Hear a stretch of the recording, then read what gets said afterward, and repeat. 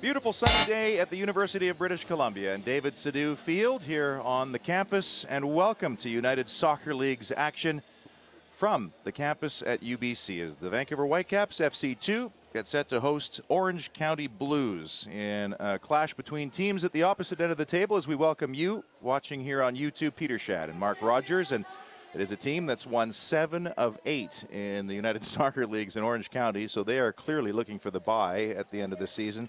What are the Whitecaps trying to do here today, Mark? Well, it's two teams with really different motivations today, Peter. One, Orange County are red hot. You just mentioned 7 out of 8, but also last 3 wins on the trot. Against a Whitecaps team that are really seeing out the season, again, more of a reserve team environment. They're a developmental team, a lot of young players playing against a single entity professional club. So it's a real good contrast, really interesting contrast. But the best part is they're two teams that like to play football. Orange County were 1-0 winners in Tukwila on Friday night, beating the Seattle Sounders 2. The Whitecaps coming off a loss here a week ago, 2-1 to Sacramento Republic, and a couple of changes for Alan Koch. 3, in fact, as we set up this game, and one of those was a late change for Christian Dean as the teams get set to come out from underneath us here in the stadium, and that was a very late change, in fact, almost less than an hour before. But Christian Dean, who has had minutes with the MLS this year, is starting for the Whitecaps His today. growth over the last year, Peter, has been excellent, and I think they'll be super pleased with his development. And he's just simply getting minutes today. They probably looked over the last month with their fixture congestion and knowing that there's some cup ties coming up, and they'll want to get him minutes in this environment. It's bode well for his development. I tell you what, the amount of games he's played at USL has really helped him play well at the MLS level. Two teams making their way out here as a beautiful day greets us. 17 Celsius right now, 63 Fahrenheit. And the Whitecaps in their traditional white, as you see. And Marco Bustos is a player who may get some minutes in midweek when the Whitecaps host Olympia in CONCACAF Champions play. He certainly might, and those minutes would be well deserved. He's had 15 starts at the USL level, and he's tied for first with 7 goals, and he's even gotten 2 assists. He's been red hot, especially over the last 2 months, Peter, and for a 19-year-old young player, his form has been excellent. And we'll pause for a second as Marie Huey, who is just doing some duty with her East Coast band here, will now sing the national anthems, and then we'll set up more of today's USL clash. Oh, say, can you see by the dawn's early light what so proudly we hailed broad stripes and bright stars through the perilous fights. All the ramparts we watched were so gallantly streaming, and the rockets red glare, the bombs bursting in air, gave proof through the night that our flag was still there. Oh, say does that star-spangled banner yet wave o'er the land of the free and the home of the brave.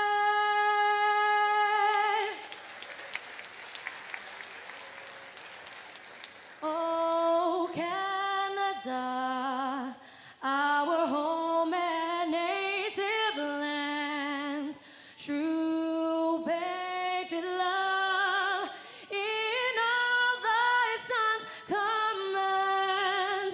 With glowing hearts we see thee rise, the true north, strong and free. From far and wide, oh Canada, we stand on guard for thee. Guide, keep our land glorious and free. Oh Canada, we stand on guard for thee. Oh Canada, we stand on guard for thee. Well, it doesn't matter if she's doing it in Major League Soccer or for the United Soccer Leagues. Marie Huey nailing it again here after performing with Left Coast as we continue to set up the Whitecaps and Orange County Blues. Arguably the most, I guess, experienced player, Mark, on either side is the man who's going to wear the armband for OC, Didier Cretinand. Yeah, and he has one heck of a resume playing at the USL level, an ex-Swiss U21 international, and playing for clubs like Sion, Lausanne, and Servette will definitely give him the confidence to boss this type of game. He's no different from the rest of his teammates, though, Peter, because a lot of his teammates have a lot of football in their background, as opposed to the Whitecaps boys who are just starting their professional careers. Tyler Rosenlund, who celebrates his 29th birthday today, taking the toss right now with Cretinand, and here are the starting 11s as we get to the team news. And Cretinand is one of the changes for Oliver Wies as the team comes here. He's going to make a couple changes from the Friday night game. And Alan Koch has 3 changes for his side as well. We alluded to Christian Dean stepping in for Craig Nitty. But Marco Carducci also gets in place of Spencer Ritchie, who's been very good for the club so far. And then Victor Blasco is back into the squad as a starter. Yeah, and Victor Blasco especially has really been red hot over the last couple months from an attacking standpoint. I know they want to really focus on the defensive side of his game, but boy, does he offer a lot from an attack. You talked about Carducci, Peter, and they have a deep, deep roster of goalkeepers at this club, so it's a great chance for young Carducci to get some minutes with at the professional level. Whitecaps just huddling up, getting ready to go here. As here's the Orange County starting 11. We mentioned Cretinand, one of the changes. Popara starting as well. Santana didn't get the start in Seattle either. But David Estrada is no stranger to some Whitecaps fans. He played for the Seattle Sounders. They drafted him. I remember at the beginning of, I think it was 2012, he scored a hat trick in the first game of the season. And of course, Ramirez is a dangerous customer. It could be 22 Ramirez against 22 Dean all night, Ted. You got it, Peter, and expect also McCracken and Suggs to get up and down those lines. They love to join the attack for Orange County. They wore orange on Friday night. They're wearing their traditional blues. And we are just about set to go here. The man in the middle is Mr. Juan Marquez, and he will officiate. The refereeing crew getting set to go. The fans still trickling in here. Perfect conditions, and you see there are football markings on the park, and that makes it a little bit easier to, I guess, keep encroachment in order. And it looks like the Whitecaps are going to kick off with Marco Bustos and Caleb Clark, the joint top scoring leaders on this USL side, which is starting to wind down here for the season. It's really flown by. It seems like just yesterday it was a 1-1 draw here in front of a packed house against Toronto FC 2. And now the Whitecaps down to their second last home game next week against the Austin Aztecs will be their curtain closer for this year. Two teams with very different ambitions and in very different points in the table. Underway here on YouTube as the Whitecaps will have possession. Jackson Farmer will get his first touch. And there is Christian Dean, who has filled in admirably both at center back and at left back at times this season. Glasgow happy to come out and face defense. Seymour evading one tackle, got bundled over, and now Marco Bustos on the ball for the first time. And he'll draw the game's first free kick. Seymour looked like he got caught after releasing it. He gets up, and no real issues for the referee. It just looked like a twisting of legs, piling up of legs, and just a bit of a sloppy tackle.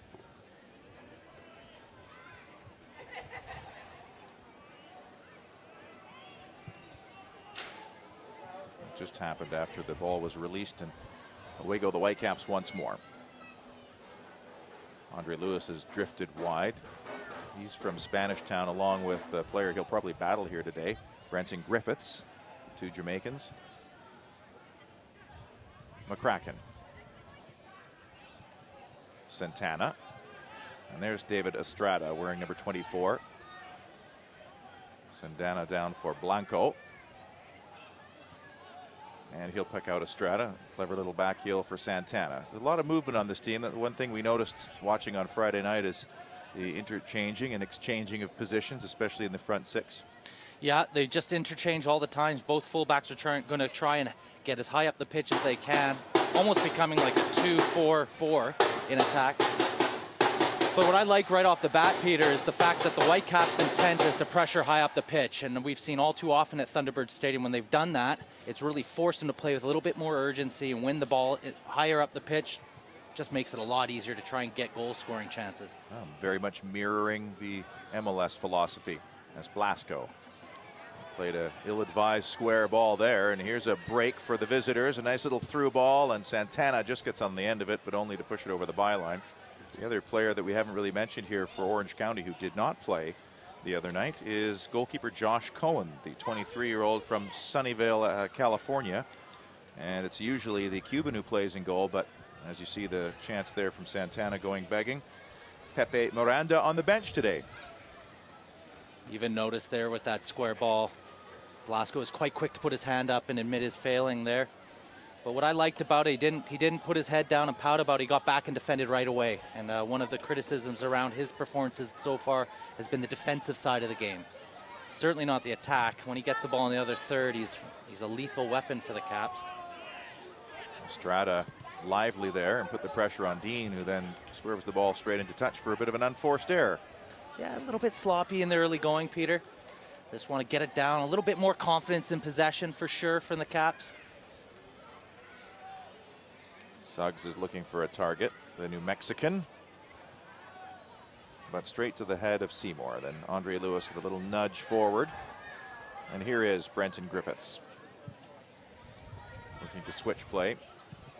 And just not being able to pull that one down with Santana. And here's a chance for the young, I guess you can call him a South African turned Kiwi, although that's under contention in the Olympic qualifying. We'll talk about that story a little bit later on, but the youngster for the Whitecaps, Declan Wynn. Get another chance to throw in here. Wynn was playing in a qualifier against Vanuatu of all places, and they protested his eligibility, and the ruling went in their favor. And the New Zealand FA is going to appeal that decision, so that could be a protracted saga for one of a couple of Kiwis that are in town right now. Mark, you got a little bit of intel before we kicked off here? Yeah, having a quick chat with Gordon Forrest, who's very familiar with the New Zealand system and FA, has alluded to bringing in Wynn and also giving opportunities to other young New Zealand players. So he's obviously identified something in Wynn. We've only had a chance to watch him a couple times here, Peter, but he's done okay. Here's a chance for a laser that had Marco Carducci rooted to the goal line, and it swerved just wide. I think Suggs was the one who battered it left-footed, and it just swerved past the upright. Well, they deal with the first cross, and I thought they dealt well with it. It's a decent defensive header, but they got to close that strike down a little bit quicker, a little bit more urgency on the defensive side there. Boy, he hit it cleanly. It must have flashed inches wide. Nice little ball into the corner from Blasco, who gets it back. And the ball did cross the touchline here. Win was excellent, as was his team hosting the FIFA U20 World Cup this past summer. And so the Whitecaps certainly had a long look at some of those players. And they did make it to the knockout stages, eventually fell to Portugal. As McCracken looks for a target. Dean beaten by the flick. Estrada trying to get around the Whitecaps skipper and birthday boy.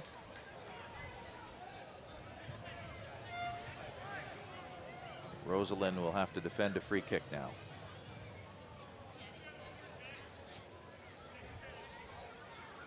And it is Didier Cretendand. Right-footed ball. Jackson Farmer got a piece of that. And Blasco cutting in will take back and get the Whitecaps back in possession. Good knockdown by Blasco. Again, good defensive work from him. Farmer attacked the ball ever so well.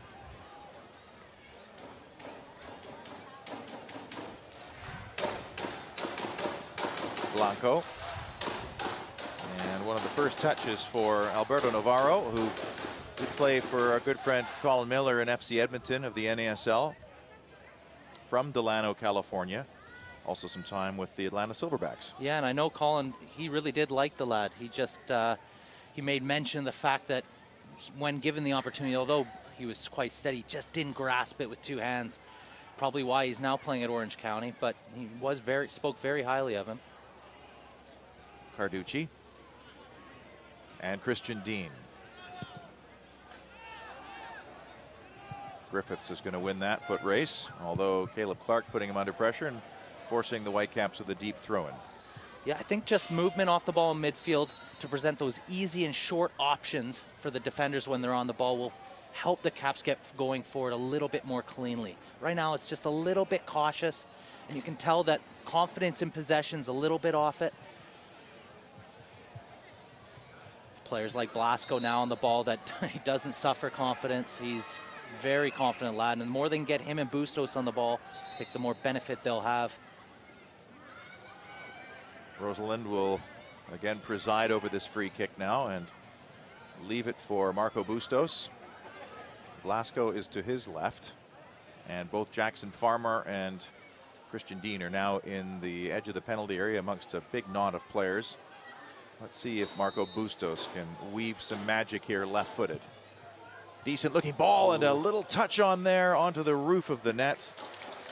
Not a bad ball in for Marco Bustos, and Seymour I think might have gotten the final touch there. I tell you, the service here is absolutely perfect. Just inviting Seymour to go and attack it. All you need in that situation is just to get a little glance on it. And what happens is by the goalkeeper before they can do anything about it. He gets a little too much on that, but a good opportunity for the Caps. A little bit of positivity there. Let's see if they can grow from that free kick. Cohen. Long, driven goal kick that nearly goes keeper to keeper. And there is a slight breeze. It's going from your left to, or your right to left actually, as the Whitecaps through Win. And he'll get it right back again, leave it for Dean. Into midfield it goes. Caleb Clark in a battle with Griffiths, but that's won by McCracken. Rosalind. And down goes McCracken on a late challenge by Blasco, who of course was sent off for his first game in the Whitecaps' first game on against Toronto FC, but he's been tidy discipline-wise ever since. Yeah, and you just see it's just a little bit late. Again, it comes off a bit of a sloppy pass in the first instance. But again, the Caps just have to try and grow in confidence possession-wise. Right now, they're a little bit hesitant with their passing. And that time, Blanco tried to pick out Papara on the far side, but the Whitecaps will take over. And Sahil Sandhu, the 24-year-old, will find Jackson Farmer, who volleys high to midfield, but Griffiths will have an easy time touching that one down.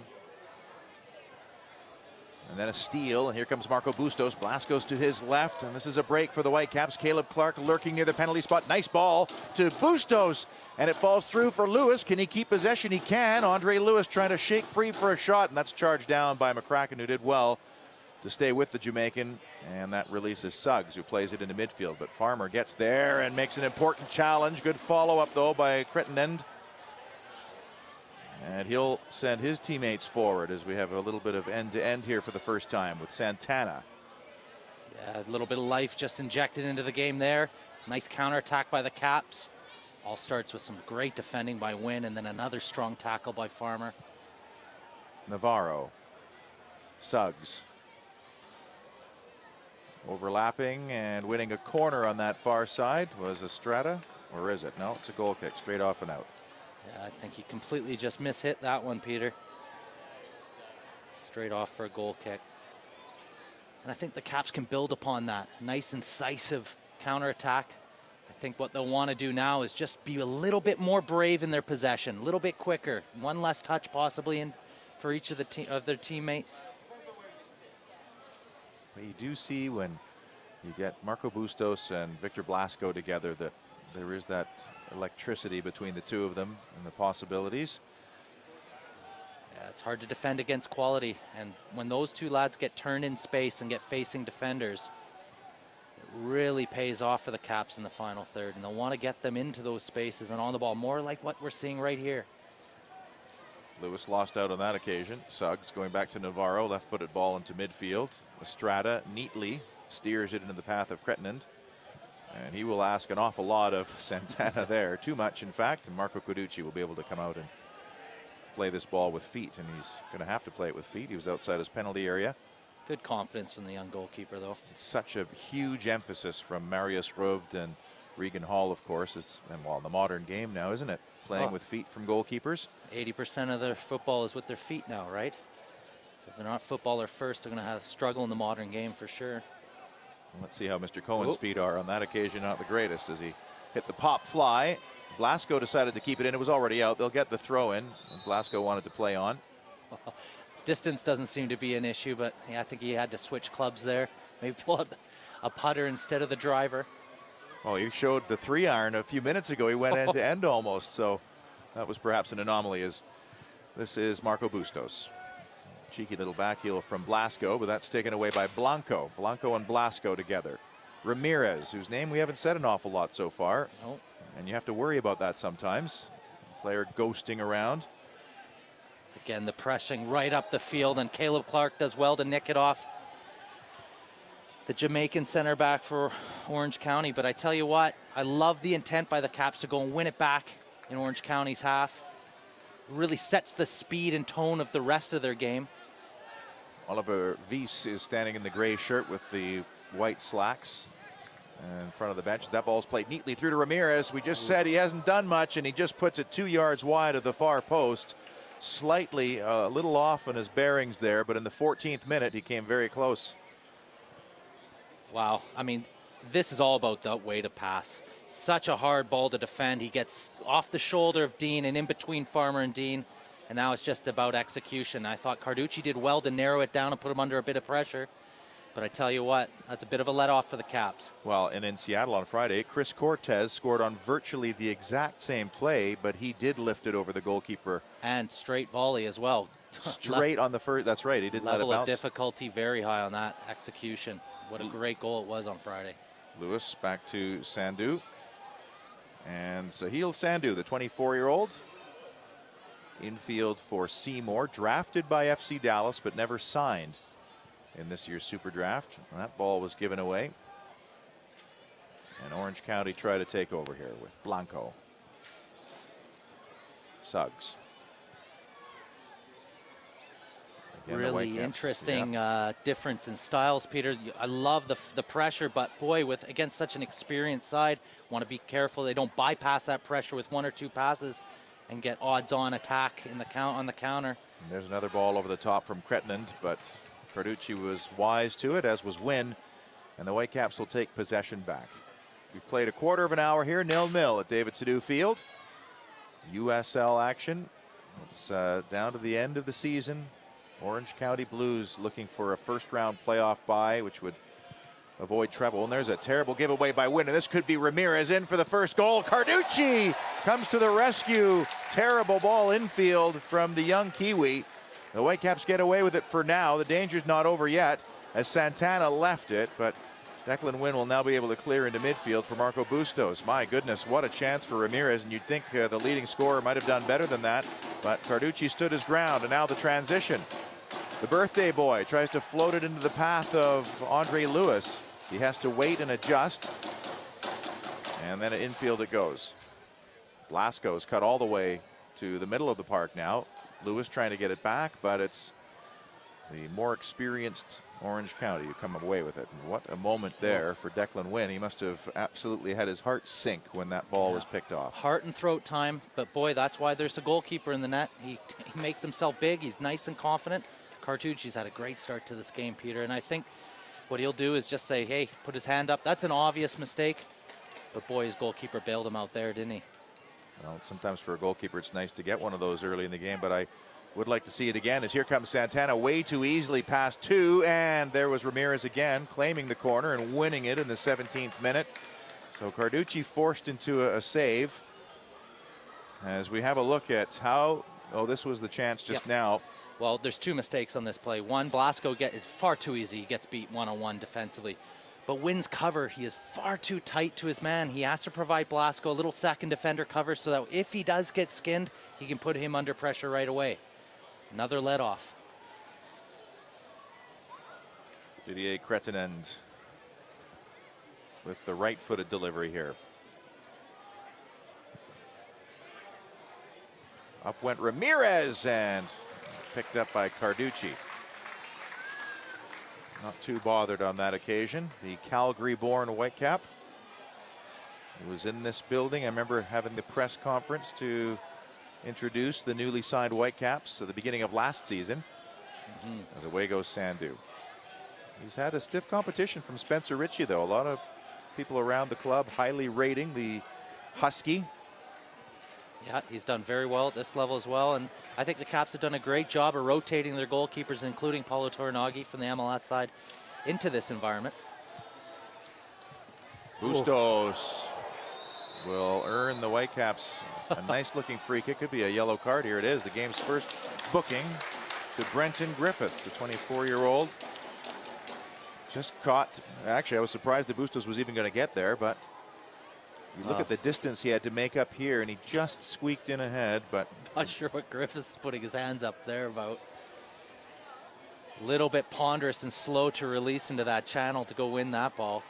And in the end, he just poleaxes the young Bustos. But to me, it's an obvious yellow card. And now the center back's going to be having to watch himself. There's a lot of game left to play. if you haven't already become a fan of the USL on Facebook, why not? Exclusive league news, interactive content. You're never on Facebook. All you do is like things. And you can also follow the USL on Twitter to become a league insider, join club conversations, and have a chance for exclusive giveaways. Why aren't you ever on Facebook? You're on there. I don't need to post pictures of my dinners like everybody else. Two-man Look at what wall. I'm eating tonight. Yeah, I'm surprised you don't. You're a good cook. Two-man wall. Victor Blasco. And Marco Bustos still on the sideline, but it looks like he's going to be okay as the Spaniard whips it in, but that's easily away from Blanco. Not a bad delivery, though, Peter. It's just one of those where you want to whip it into an area and hope it beats the first defender. Once it does, it's panic stations for the defense. Christian Dean sidestepping one and then playing in Lewis. A number 7 pick a couple of years ago from Portmore. And Blasco read it well, keeps it in play. Blasco at the edge of the box now. Nice ball to Jackson Farmar, but closed down immediately. Now Christian Dean pops up on this near side. Farmer still trying to keep it alive. Back out to Christian Dean and easily away from Santana. And Blasco once more. Bustos has been waved back onto the field, so he's okay. Rosalind plays it out wide. And here's Andre Lewis, right-footed ball, deep. Farmer staying forward from the set piece. Nicely back to Blasco, and he just couldn't get the power behind it, but we had a terrific look at it from our angle, headed straight towards the far post, but just not enough mustard on it. Nice work by Farmer. That's 3 opportunities in the space of a minute. Tell you what, I'm surprised he could head it. He must have had a nosebleed with all those opportunities in the 18-yard box, but nice composure by Farmer on all 3 occasions. And I also like the little bit of risk taken by the Whitecaps here. Why not stay forward and try a second or third phase? As the man just booked, Griffiths plays a long diagonal ball. Beautiful ball by Griffiths. And a nice little deflection back that went favorably to the goalkeeper as Sahil Sindhu got in the way. And now Carducci will threaten to bowl it forward. Fans starting to make a little bit of noise. Decent little crowd here with no Whitecaps MLS action this weekend, but Wednesday hosting CD Olympia in the CONCACAF Champions League. Caleb Clark in a battle there with Navarro, but he did enough. Bustos cutting in from the far side now, infield beautifully. Caleb Clark tried to relay it forward. Andre Lewis gets to the byline. Can he cut the ball back? He can. It pops up neatly. Bustos tries to reel it in. Bustos tries to go between 2 players, and this is where you can get caught in transition here, as now it's OC on the attack. And if there's a good place to foul and break up their attack, that was it from Seymour. Just pull them down. I know they give away yellow cards so easily now, but that would have been a good opportunity to break up their attack. Like the confidence being shown by the Whitecaps over the last 5 minutes. They're definitely a little bit more comfortable, a little more creative and less anxious. Papara tries to play the ball through. That's heavy, and Farmer did just enough to unsettle Ramirez, and it'll be Marco Carducci again. But he looks so comfortable for such a young goalkeeper. He's quick off his line, and you could tell his confidence levels were high just by the way he played the distribution earlier with his left foot to start to out of the back, when a lot of other goalkeepers may have hesitated about a yard outside of his box. He didn't. It's a good indication on where his head is at and his confidence levels.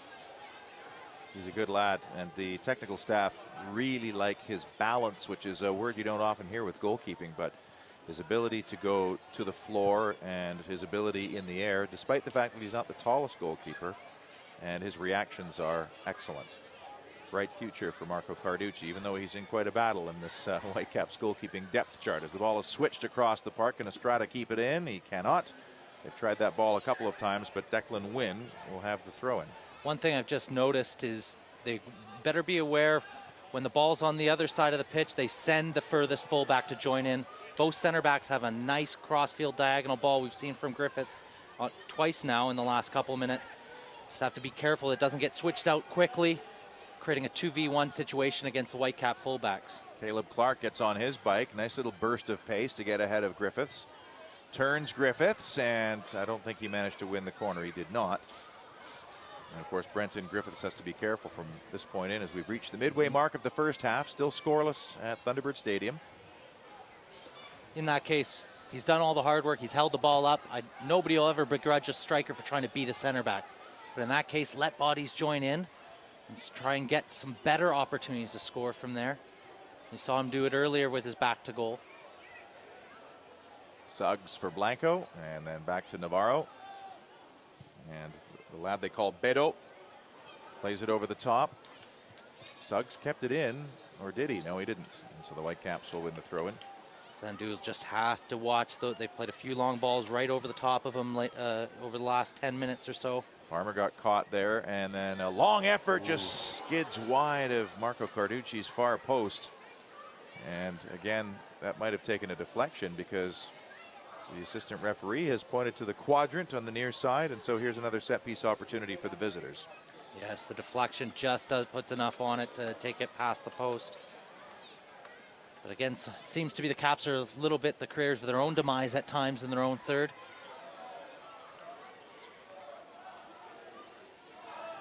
The skipper, Crettenand, 29-year-old, right-footed delivery, headed, and a clear header too from Blanco. And he'll want that one back, and he knows it, as he was wide open, ghosted in at the last moment, but steered the header wide of the near upright, and now Jackson Farmer will start the Whitecaps back.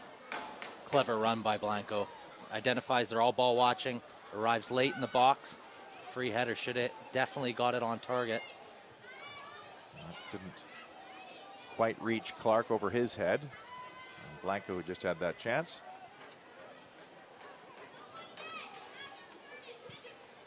Long ball towards Santana, but the flag is off, and there's the game's first offside decision.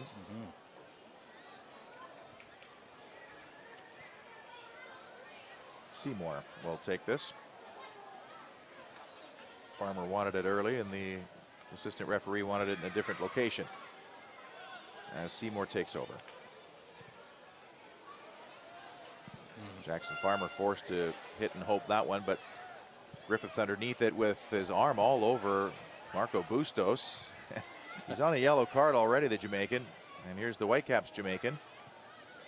As away goes Andre Lewis in a foot race with Suggs, who's just going to clear it into touch below our camera. Lewis gets the ball back quickly, though. Rosalind. Sandu.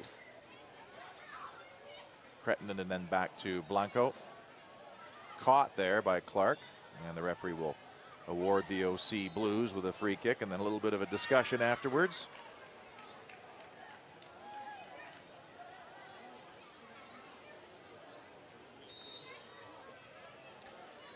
Handbags, I think the expression is. First little flare up of the game. Okay. Clark came in afterwards, and then Andre Lewis wanted to take the ball away. Milton Blanco not happy about that. A lot of Californians on the team, including Blanco. Fresno. Hello to you, by the way, if you're watching from the great state. Such a wonderful place to visit. The OC Blues moved to Irvine this past year. Anteater Stadium. So if you're a regular there, it's good to have you along from Vancouver, British Columbia. Also a great place to visit if you've never been. But going to California is always a good thing in my books, and we're very fortunate in our job to be able to see the LA Galaxy in Carson once in a while, and soon LAFC in downtown. And it is interesting. You wonder, as sort of an independent USL team like OC Blues, what their philosophy is. You know, are they trying to build up youth players to bring through their club? Are they trying to one day be the USL affiliate to LAFC? Well, time will tell on that one, but must be a real difficult in such a big market to attract interest when you're competing against such large entities. As many people in California as there are in Canada, that's the one thing. There is population there, and there's no shortage of soccer people too. As we carry on here with Cretton still bouncing away. Actually, that was Papara, lost out for the moment, and Jackson Farmer again will hoist it high towards Clark, who rose up above Suggs. And then poke back to Navarro, and Griffiths will start the Blues away again. Long ball over the top. Santana and Dean and Declan Wynn all in the same area. Blasco. And into touch from Christian Dean. Well, it's interesting what you see from Orange County. They keep the ball nice and tight. Draw defenders in, and turn them right away. And they've had a little bit of success doing that. You've seen it from Griffiths a number of times so far. Turning the Whitecaps defense. There's nothing a defender hates more than facing their own goal and chasing. Whitecaps have to face a free kick as we are into the second to last game of the USL campaign 2015 edition. Back in action Sunday on the 20th of September as the Whitecaps close the curtains on this year against the Austin Aztecs. That is Fan Appreciation Night here at Thunderbird Stadium, as Christian Dean got a head on it. And then Wynn is the follow-up. Into midfield it goes, off and out. Alan Koch trying to get on the end of that one. Navarro intervened. Quickly taken throw into the corner for Ramirez, who had one very good chance in the first half, and that was on a bit of an errant infield ball from Wynn. But he could not beat Marco Carducci, who stayed big, as we reach the half-hour mark here. And a second throw in deep for the Blues. Blasco coming back to help. Now Santana. Did well to keep the ball moving in their direction, but Wynn will win it back. Sidestepping one and then pinging it into midfield. Last man back is Navarro, almost caught by Bustos. Pedro Navarro will knock it into touch. part of the learning curve for Wynn, and he's done very well to create a bit of space for him to clear the danger. That's when you turn the other team's defense. Don't lob it up to the two center backs for them to come right back at you. If you make up your mind to clear it, then really clear it. Seymour thought he was fouled there. Referee says play on. Through ball slipped in, and again the offside flag is up just as Santana from Bishop, California, a UCal Irvine product. There's a couple of those on this team, and a Chivas youth player as well. There's a couple of those as well on this OC Blues outfit. Sandu picks out Lewis. Farmer. He thought about turning the back line, knocks it through, and that's a shame. It was a bit heavy. No problems there for the goalkeeper Cohen, but you saw Caleb Clark had lost his man. If that ball had just been a little bit more or a little less heavy. Very good movement by Caleb. He was in. Just the execution on the delivery was a little bit off. McCracken again going long to Santana. Little poke back to Estrada. Santana once more. Back to David Estrada. Nice movement there. Right-footed ball will earn the Blues a corner here as we've reached the 31st minute at UBC. Orange County's very tidy and composed in possession. Caps are really going to have to stay focused defensively, make sure they're nice and compact. Otherwise, Oak C has been very good about picking out those little opportunities like we just saw to create the corner. Some of the Whitecaps substitutes warming up in the distance just to the left of the corner quadrant that you're looking at. And it's a short corner. Poorly taken, though, as it was Andre Lewis who came all the way back, but it falls straight in and crossed towards the head of Christian Dean, who clears. And now can the Whitecaps transition as Sandu gets around the corner, got pulled back. That's going to be a yellow card. Oh, the referee plays a very good advantage. It's Marco Bustos. He's got Lewis over to his left. Good ball, and just past the outstretched Lewis. He will reel this in, however, and keep it in play. That could be a retroactive yellow card, by the way, as Blasco keeps the play alive in the Whitecaps' favor. And then back to Lewis, and Lewis will try to carve out an opening as he pings it into the box right to Marco Bustos in a great shooting spot, left-footed, and a second bite at it. Falls through Rosalind on his birthday! Buries it into the top corner. Happy birthday, Tyler Rosalind. And in minute number 33, it's Whitecaps FC 2 take the lead. Well, the Caps fans have just seen everything that have made this young USL Pro team so successful at times during the season at home. Lightning quick counterattack. Bustos is composed in the 18, and Tyler just needs one little touch to set himself and a composed finish. What a great little birthday present for himself. Goal number 2 on the season, and it was on a counterattack. And by the way, maybe an assist to referee Juan Marquez, who played the advantage after obviously Sahil Sandhu was pulled back. And actually, I'm surprised he didn't go back and book him.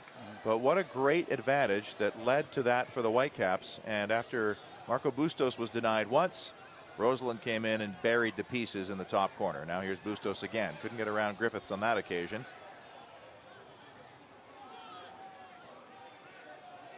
Santana. Back to Griffiths.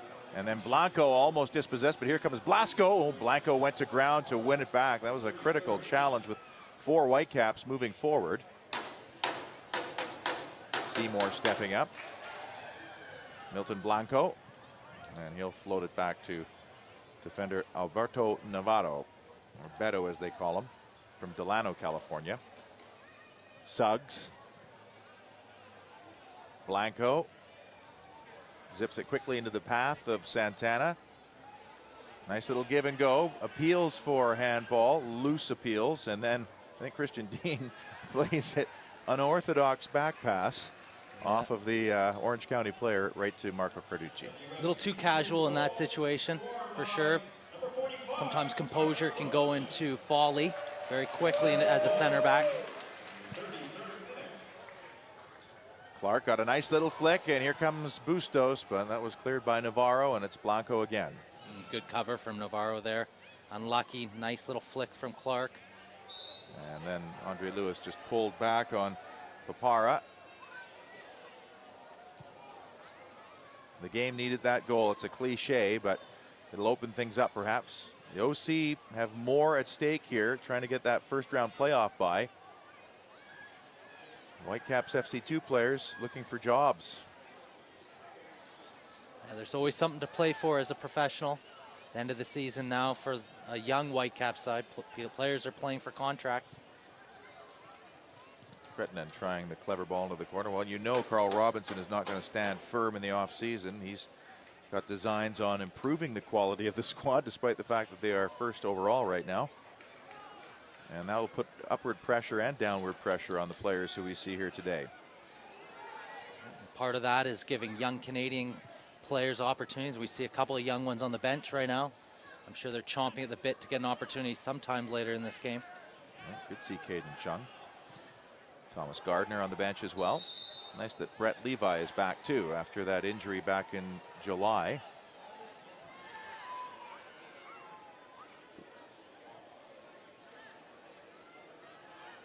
Ramirez picking himself up off the deck again.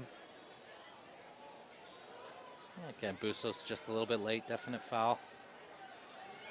Don't mind that part of his game, though. It's amazing to see the progression of Marco Bustos, who might have been accused of being a little overweight when he was a youngster, but he was so technically gifted. He could get away and out of situations. He's really taking care of himself and spent a lot of time in the gym, and it's paying rewards as that ball is flicked past Marco Carducci's post.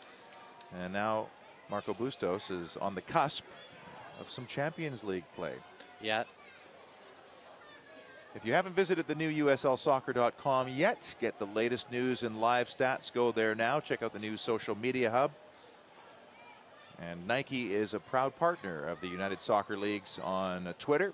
To become a league, to follow them on Twitter, it's at Nike Soccer for all the latest Nike Soccer information. As Carducci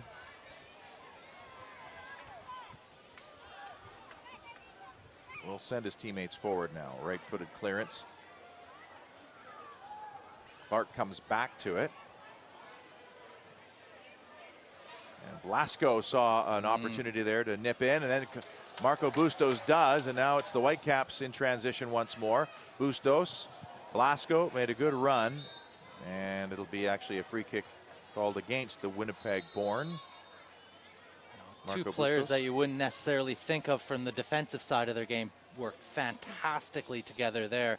Bustos' reaction to Blasco's first challenge was fantastic. Doesn't hesitate. He gambles on it, and in the end almost got something from that attack. Well, they're hunting in pairs. As Cohen, who really hasn't been tested apart from picking the ball out of the back of his own net. And now Declan Wynn called for the foul, and a chance for Cretnan to maybe serve one up here. Into the last 7.5 minutes of this first half. The Whitecaps leading through Tyler Rosalind.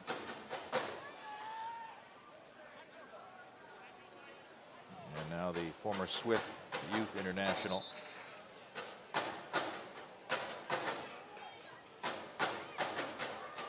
(29 years old now. And he's got his big central defenders in the penalty area.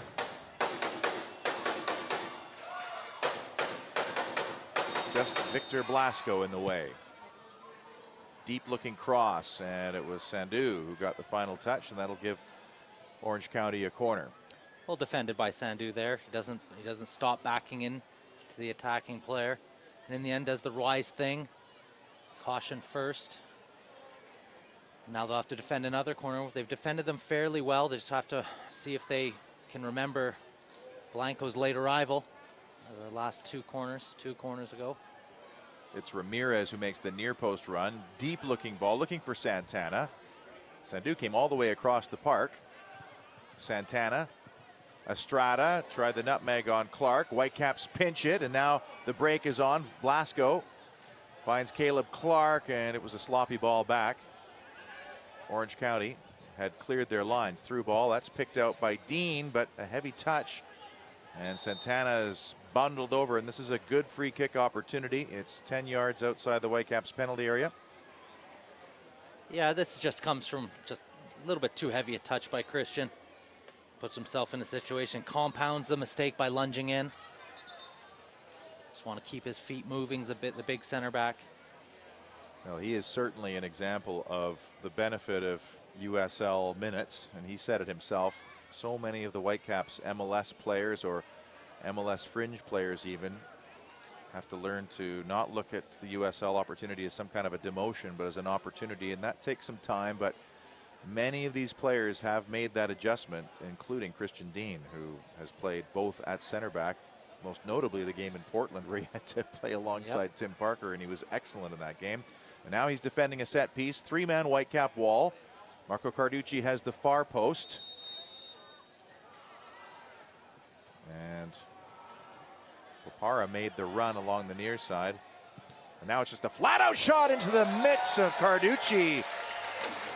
It looked a lot easier than it probably was because it came in with some pace. And Carducci managed to hang on and hold. And now he whips it out wide for Sandu. Up the line it goes. The goal scorer, Roseland, infield for Seymour. Spun to, lost it though. And big clearance by Christian Dean. And Victor Blasco stayed on side. And that forces a decision out of McCracken, who has to take and turn. Bustos watching. That time Declan Wynn got in the way. Back it goes to Carducci. Good left-footed clearance to his longtime residency pal and teammate, Bustos. Blasco. And that was nudged ahead. Little touchback from Ramirez.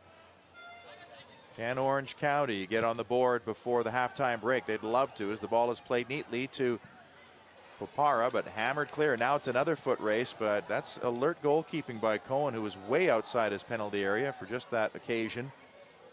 And into midfield it goes. Suggs. And then a dangerous play decision in Orange County's favor. 4 minutes till halftime. Critical point in this match. The last 5 and first 5 minutes always. It's crucial for the Caps to get to halftime, still 1-0 up.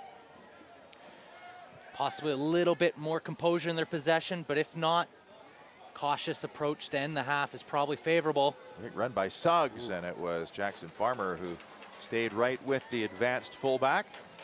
And another chance for Orange County to ping one in here.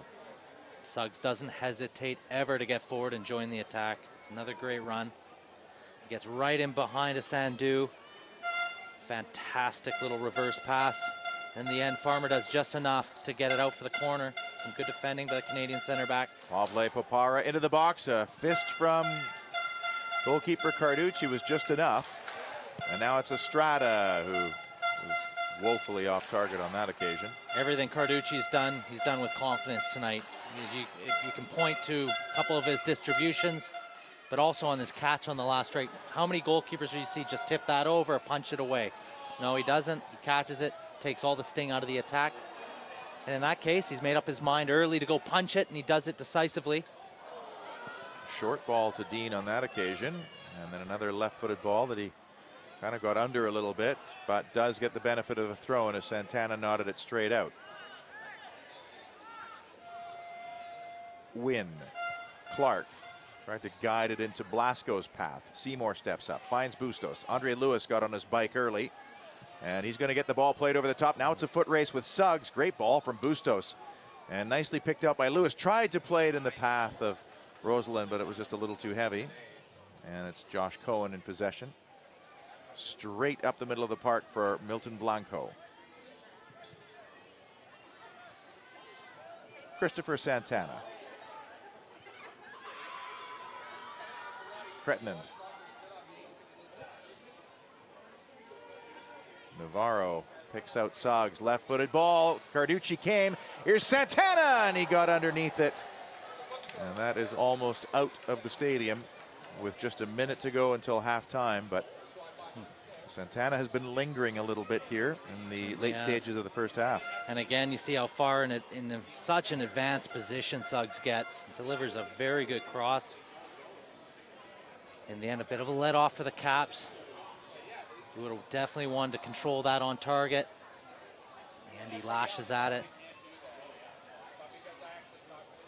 Clark lost his man, straight up in the air with the header. He's been in a real battle with Griffiths for most of the afternoon. Good strength from Clark. Win. And then Dean. Lewis drops right off on the right flank as Clark, battling with Griffiths, just nudged the Jamaican a little bit too effervescently, and now it's a free kick for the visiting side. Some selfless work though from Clark over the last number of minutes. Good putting Griffiths in under pressure there, just gets his legs tangled up, an obvious foul, but how often do you see that happen where it goes off Griffiths' legs and you've earned your team a corner? So nice work from Clark. It's important when he pressures there though that players join in behind him. He's not doing all the work on pressuring by himself. We're to the 1 added minute at the tail end of the 45 regular. Josh Cohen trying to carve out one more chance for Orange County Blues here. Jackson Farmer wins the header. David Estrada tried to get past Seymour. Just pokes it back to the Edmontonian. Griffiths, the only man booked after 45 minutes. Switches neatly to Suggs. Josh Suggs. Milton Blanco. Stolen, and now Caleb Clark tries to get to the end of this, but the goalkeeper once again alert, straight off the back of young Marco Bustos, and it took a very favorable bounce for Santana. Well, this would be cruel for the Whitecaps as Estrada plays it for the overlapping McCracken, right-footed ball, little touch from Dean, maybe not enough, and away goes Seymour, who is playing right on his penalty spot. The halftime whistle sounds a bit of a scare at the end, and the Whitecaps go to the locker room on a nice goal for the birthday boy as Tyler Rosenlund picked the top corner. Whitecaps FC 2-1. Orange County Blues 0, Mark Rogers. Yeah, I thought it was the best and worst of the Caps at times. A little bit of sloppiness in their possession, but on the goal, you see when they get going on the counterattack, they can be razor sharp, and it was a fantastic call by the referee to play the advantage, and a fair one. And in the end, Tyler Rosenlund's composure puts them 1-0 in front. OC has definitely created their own chance, and I'm sure Alan Koch will get them into the dressing room, probably settle them down a little bit defensively, and talk about some of the issues they've had, one of which is getting turned in the fullback areas. OC has been very good at linking up in wide areas and getting some good service into the box. And in the end, Caps have gotten off with a couple for sure. Some good goalkeeping by Carducci as well. Composure for such a young goalkeeper, excellent. Can they hang on? We shall find out. Time for you to get some snacks, refreshments, us too. We take a break here at the half. It's the Whitecaps 1, Orange County 0. More from Thunderbird Stadium in a few moments.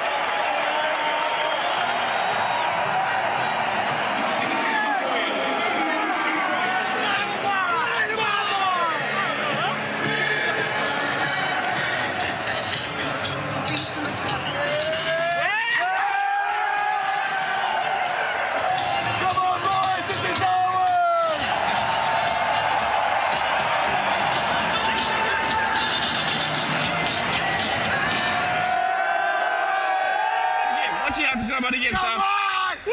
What about you, Ernie? Yes, Kuta! Number 31, Russell Tybert of your Vancouver Whitecaps is the Adelaide Canadian Championship MVP.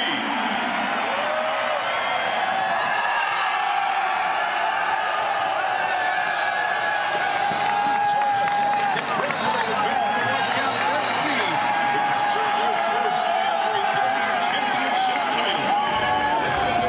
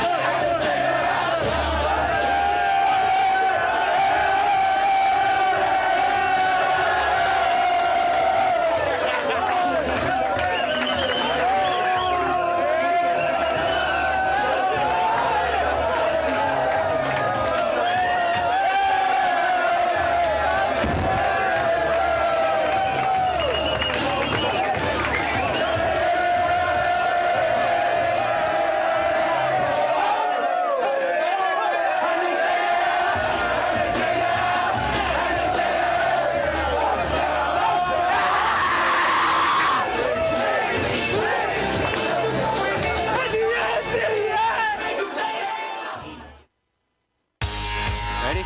Mark. Hello Whitecaps fans, this is Mauro Rosales and you're gonna see today Mauro Rosales on set. Enjoy it.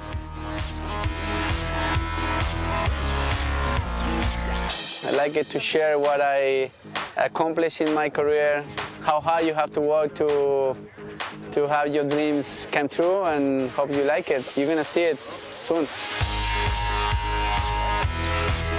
It is important because I have hair and I have teammates without hair. I have younger ones that they have less hair than me. So I have to enjoy it now. It's gonna felt in, I don't know, soon, probably. I like it to be positive for myself and also being positive for the people that's around me and people that I really care. That's a wrap. Enjoy the match. See you guys.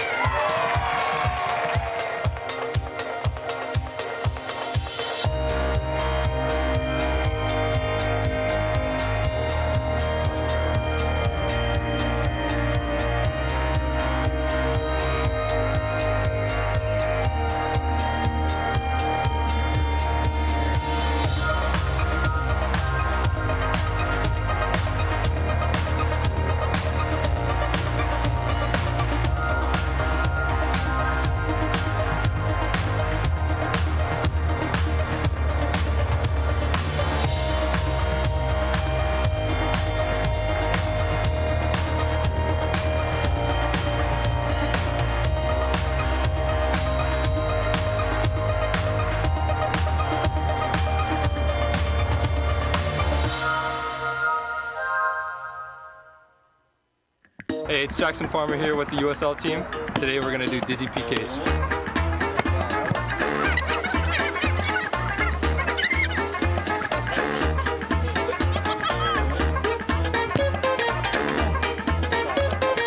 So I'll do it. I'm going to do 15. 20 times. 20 times.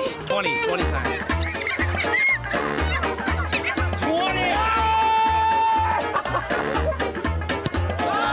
Can't see straight right now.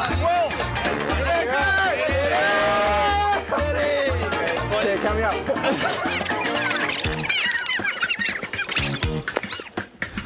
I'm Victor Blasco and I'm gonna do 20.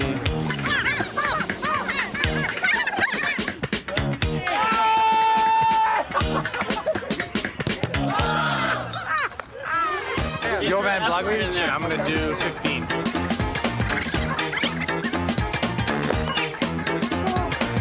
Billy Schuler.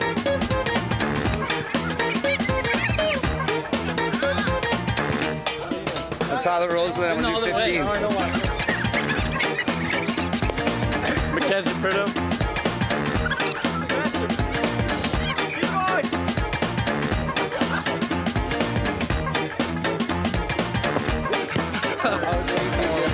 My name is Mitch Piro, and this is going bar down.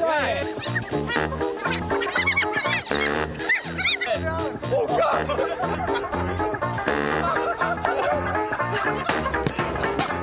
I couldn't see, Zach. I couldn't see. Come on. All right, I'm ready right there, my kick guy.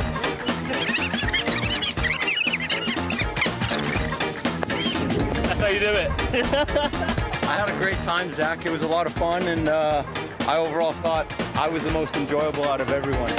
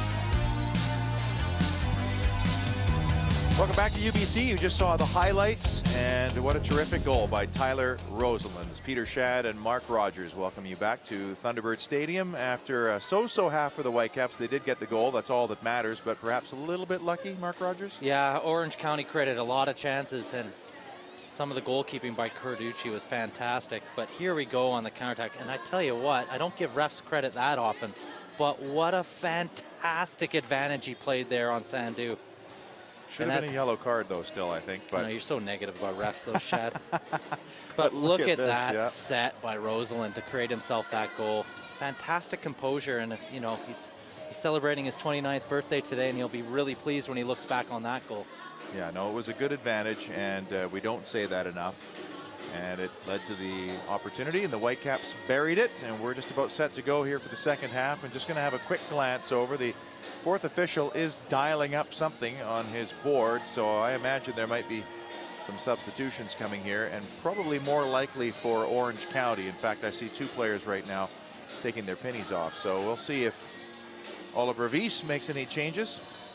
As there he is, the skipper, 29th birthday, and well, that was indeed the cherry on the cake with that turn and that hit. And I tell you what, it's we go on about all the young Canadians getting an opportunity to get a chance to play for their hometown club. Really nice to see a guy that's Had a nice career at the USL level and the NASL level, get an opportunity to come back to his hometown, provide some nice guidance for the young Canadian boys coming through. And funny because he has such a connection to the club, having played with Carl Robinson and formerly for Bob Lilly at Rochester. There is one change for Orange County as Christopher Cortez comes in for Chris Ramirez, who was strangely silent as the Orange County's leading scorer, and he was one-on-one with Marco Carducci, was denied after that ill-advised infield ball, but Cortez scored the goal on Friday night in Seattle, a beautiful full volley after the Sounders FC2 goalkeeper came flying off his line. It was a perfect shot right over the top. We actually saw one in the highlight package that was similar but wide. And so that's the sub that I see for Orange County. Have the Whitecaps made a change? They have not. We're set to go. And I tell you, Cortez offers something a little bit different than Ramirez. He's a little bit more of a physical presence. Plays a little bit more as a classic modern number 9, a little bit more of a target player. And he wears number 9 as well. David Estrada, and he'll send it long. Santana try to get on the end of it. Win. Infield Seymour. Rosalind, Christian Dean, and with that left foot of his, looking for Caleb Clark. Off his chest, kept it in. Nicely done. Victor Blasco. Now a little bit closer to you in the cameras, which is a good thing for the fellow who's been found after a very cultured youth career in Spain, Vancouver Island University. We have the first look at Cortez here, who's a big customer. Nice overlapping run and just over the head of Jackson Farmer, arriving late, but not getting there in time. And the Whitecaps transition through Andre Lewis. Just a little heavy for Caleb Clark, but you saw what he was trying to do, just hold the line and maybe sneak in behind Alberto Navarro. Yeah, and you have to hope for that angled run, especially with a straight ball. You already mentioned it, Pete, but the weight of the pass is everything when you're in a central area, especially on the turf these days. It runs straight through to the goalkeeper if overhit. Cortez, you see his hold up play there. Blanco curves it out wide. Santana. Estrada takes his place. Little chip over the top. Santana carrying on, but Marco Carducci was decisive coming off his line. Snatches it, and the Whitecap player has just taken a knee. That's Sandu, if I'm not mistaken. No, it's Declan Wynn. Declan Wynn went down. I thought it was excellent defending in that circumstance. He's done well to hold off the Orange County player. Like you mentioned, Pete, Carducci's alert and quick off his line, but definitely took a bit of a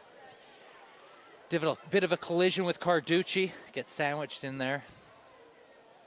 I'd like to think he could walk this one off.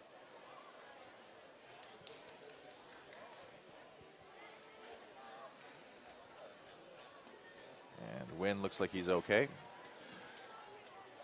And there's a drop ball. We don't see that very often. Nope. Knocked it off and out. You know, I'm just going to drop the ball right for you and let's carry on, which is good.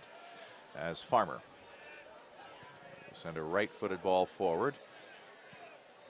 Great first touch by Andre Lewis, but he couldn't get past Navarro. And then Crittenden. McCracken. You can see the Cortez sub has indicated a little bit of a style change, not so much a formation change. Going to play a little quicker, a little more direct Orange County now as they try to claw back into this game. Ooh. Christian Dean was left in the dust there with a little nutmeg. A cheeky one, too, from Estrada. McCracken taking on Wynn. And Wynn doing a good job of jockeying and not coaxing any kind of cross in from that near side. Santana once more. McCracken stays forward. Estrada's cross, a little fist away, not convincing though from Carducci, but enough just to disrupt that first phase. As here's Suggs infield. Estrada, little ball over the top, and did that go out? It did not. Oh, late flag. It's in, but that is a goal kick, and Carducci thought for sure it went out. He asked for it. The assistant referee on the far side finally raised his flag, and the Whitecaps with a little bit of a let off here in the early stages. Well, it all comes from Josh Suggs again. Boy, he loves to get forward and he loves to get in behind the fullback. This is no different. Linesman puts his flag up and marginally out of bounds. Another little let off for the Caps. Blanco. Santana trying to shape up onto his left. Crettenand. Papara gets around Lewis. Can he get the left-footed cross in? Lewis was there and snuffs it out, but it is a corner for Orange County. Well, you see in that attack, 6 or 7 Orange County players that joined that attack. They're really looking to get that back into this game. Starting to gamble with bodies going forward now. Right-footed in-swinging delivery by the looks of it. High and deep. Carducci could not get there. Boy. It was tapped in at the back post by Brenton Griffiths as Carducci came off his line and he only punched it air on that occasion. We've been very complimentary of Marco Carducci, but he just could not get there in the end. It was a tap-in for Griffiths. Yeah, young man has to be very strong in those situations. Certainly looks to be a bit of contact, and you see refs giving these to goalkeepers very often, but it's marginal, isn't it, Peter? I tell you what, it's just a case of having to be a big and strong presence there as the goalkeeper. And then it's 1-1, and Caps are going to have to pull their socks up now, try and get some confidence going. We talked about the last 5 minutes of a half and the first 5 minutes. And on that occasion, the Whitecaps conceded inside the first 5 minutes from a corner. And it was Andre Lewis who blocked the ball, and he was doing his work, but they could not defend the subsequent set piece. And so Brenton Griffiths gets on the board here, and it's 1-1. Orange County's really answered the bell for this half. They're sending bodies forward. There's a lot more urgency in their possession now. And Seymour getting into the face of David Estrada. Doesn't need to get involved right now. The Whitecaps just need to get their composure back and try to get a little bit more on the front foot. They haven't really been in this game. There's been a couple of good counterattacks, but the slightly more experienced visitors, I think, have edged it and probably are rightfully level. Sandu up the line, Lewis. Blasco carries on the run. Lewis skips away, finds Bustos. The Whitecap goal scorer sends it out wide.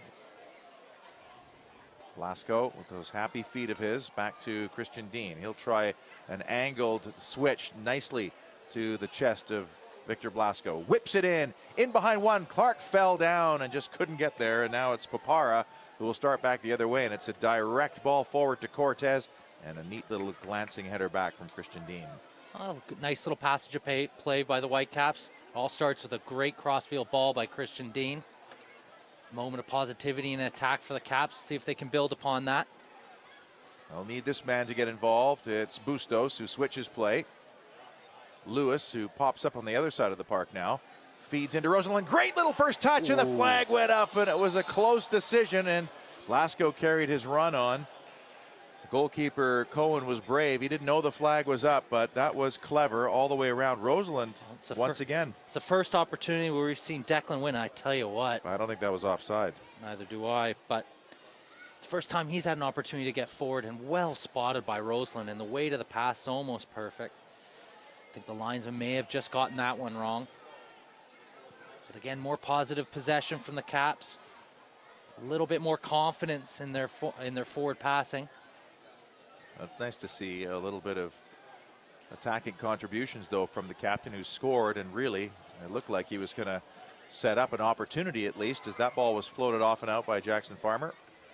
Well, all too often this year we talked about Rosalind and the influence he has on his team. When he's going well, generally his teammates around him are. And when he lifts his urgency and demands more of the guys around him, the young Caps team tend to lift it themselves. So let's see if he can continue to drive them on. The goal scorer, Griffiths, also on a yellow card. Bustos. Jinking and jiving before picking out Andre Lewis. And then back it goes to Declan Wynn. Just had that chance a moment ago, but was judged offside from our near side assistant. Seymour over the top. Andre Lewis stretching his legs out, and that was good defending in the end from Navarro, who managed to play it off the Jamaican, or is that to McCracken on that side? And it's a goal kick. Apart from the goal, Josh Cohen has not been tested. No, he loves a high position, almost the classic sweeper keeper of the modern game. And he's judged all those balls in behind very well as well for a young goalkeeper. That was nice from Navarro, too, to get past 2 Whitecaps. And Orange County starting to boss it a little bit, it feels like, when they get the ball. Their speed of passing has definitely gone up 2 gears this half.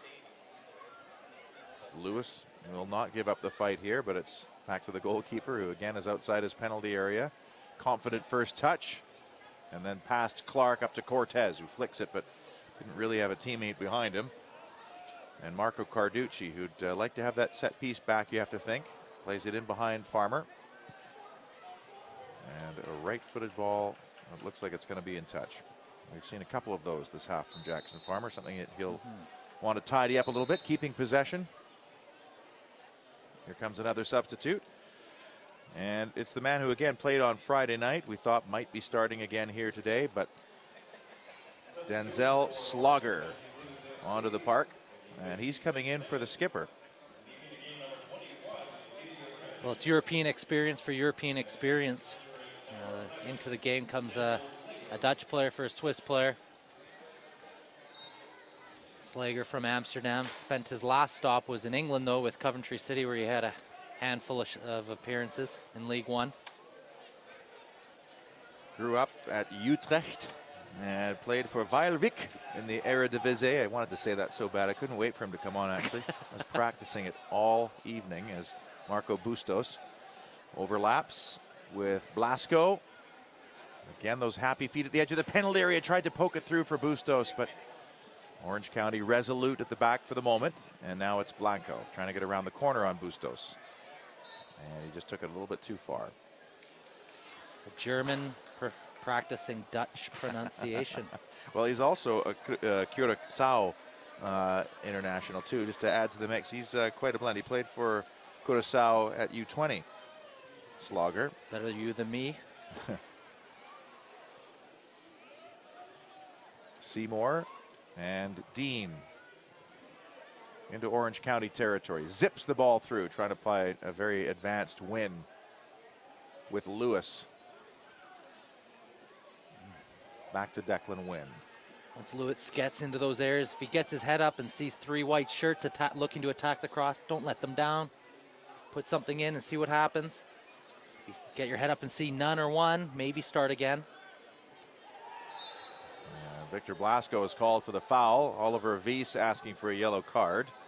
He's an interesting story, too. You see the coach in the background there with the gray shirt on. As we have a look at Blasco's foul, I think Weiss wanted a yellow card on that as he went in from behind. But Weiss himself had a rare blood disorder, had to get a transfusion, and has done yeoman's work in awareness and in fundraising. And an interesting story, too. He's had I think, a fairly distinguished playing career. Another Swiss international. That's a good ball through, and a great save from Carducci as Estrada was denied from 7 yards away. 2 saves for Carducci of note in this game, but that was the biggest. It remains 1-1. What a great save by Carducci. How quick is he off his line, and he makes himself nice and big. And in the end, he makes the save based on how quick he narrows down that angle. And you can really tip your hat to the kid, although he may have done better for the OC goal. He's definitely kept the Caps in it at times so far today.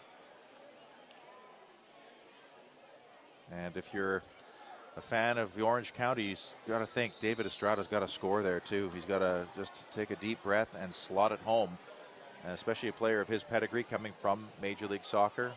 Well, I know our colleague of ours, Carlo Corazin, would be talking about either sliding it down or putting it over. And when you put it at that sort of hand height, sort of waist height area, you're asking a body to get in the way or a hand to make the save.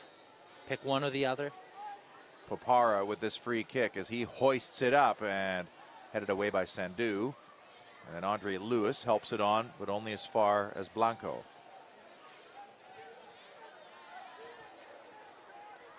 Popara. Tried to get into the penalty area, got tumbled over for a second time, and it's another free kick decision. A little bit better than a corner here, or maybe it was just a corner. When you see these type of sloppy fouls, usually it's a first indication of a little bit of tiredness in the legs. And they start to, what happens, the tiredness from the legs goes to the tiredness of the mind. Start to dive in, lunge in, and you're just asking for a foul in those circumstances. Again, with the increased size of the big men, 2 big men coming on a sub, Caps are going to have to be touch tight on this corner. Make sure they defend it with a bit of aggression. As Popara again sends it to the top of the box, and it's a block from the Santana shot. Estrada couldn't get the rebound, and now away goes Marco Bustos. He's got Blasco to his right, and Blasco picks up gears. Caleb Clark is on his bike racing to the edge of the penalty area, and then Blasco really ran almost straight into Estrada. The Whitecaps do get it back though, and got the signals crossed there between Sandu and Blasco, 2 players who had time on Vancouver Island. Well, the Caps got away with one on that very well worked set piece by Orange County. Big tackle there by Sandu, who came up limping. In fact, both players had a little bit of a knock there. Played out wide from Rosalind to Blasco. Shuffling, trying to take on 3 players to the byline. Can he win a corner? He can. And it seems like it's been eons since the Whitecaps have had a corner. We're on the hour mark now, 1-1. And can Vancouver perhaps get on the score sheet here from a set piece? Well, when Blasco is playing on the left, he loves to cut inside onto his right. When he's playing on the right, he likes to get to the byline. When you get to the byline, you're in corners and free kicks. This is no different. He was triple teamed in that situation. He got something out of it. Now he'll take the set piece. It's a swerving ball to the back post, and the flag went up. I'm not sure what. Was it a push in the 6-yard box, perhaps? But that was a superbly taken set piece that had the goalkeeper absolutely clutching at air. Well, fantastically driven in corner. And I tell you what, if that's a foul, you'd like to think the one on Carducci is a foul. Both are a bit iffy. You've seen them both given and not given. A little bit of inconsistency there for me. Well, here's a great sight as Alan Koch giving some final instructions to Brett Levi, the Saskatchewan-born player who has had an injury in July and is now about to make his first action since then, just after the hour mark. And can he inject a little something special into the middle of the park? So the ball's played over the top. Cortez was chasing, but Orange County does get a throw in Whitecap territory. Yeah, Levi's a fun one to watch for Whitecaps fans. New to Thunderbird Stadium. Likes to get at players. He's creative. A rare thing from my days as a Canadian player. Nice little ball to Estrada, who lost out on that occasion to win. Ooh, dangerous infield ball, and even a more dangerous turn by Seymour, but he got away with it. That was lovely. As he approaches midfield, now looking for an outlet, so he swings it towards Sandu. Bustos is ahead, but that was cut out by Suggs. And then that was a bit heavy. Through ball looking for Clark, but picked out by McCracken, and into midfield it goes. McCracken forward to Slogger, playing out on that right flank. You're near side. Denzel Slogger running at the Whitecaps to the outside, took a deflection, and another Orange County corner awaits. And this is how they scored their equalizing goal. It's an experienced against a young and up-and-coming player. And Slogger shows a little bit of experience. What he does is gets right at the fullback, knows that it's a good opportunity to get across him. Declan Wynn doesn't let him down, though. In the end, does his job defensively. They're going to, again, Orange County have looked so dangerous this half on set pieces. And it's been Popara who's been the provider. Right-footed ball.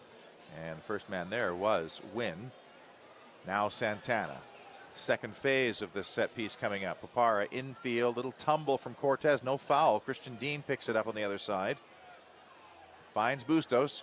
Nice first touch. Picks out Lewis. Skips away from one, plays it back, and it's Bustos onside. Does he have the support? He does. Oh, wonderful. And carries his run on. Bustos to the byline. Can he get the cross in now? Finds Clark. Took a deflection off the post. Nearly an own goal. What a terrific transition by the Whitecaps. Bustos down the line. It was a terrific buildup, but he just could not find the back of the Orange County goal. Well, that's Marco Bustos at his best. Drops the shoulder, and totally half of Thunderbird Stadium left when he dropped that shoulder. And in the end, what a save by the kid. Fantastic goalkeeping in the end. Clark's desperately just trying to get any type of piece of that ball, and it's into the back of the net. Well, it was a touch by the defender first, I think Navarro, and then you're right.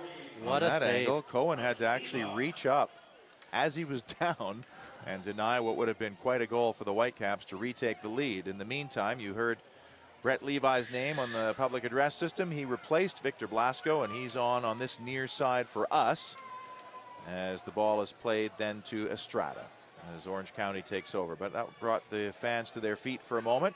Marco Carducci will always be the first to that one, and throw-in style sends it forward to Christian Dean.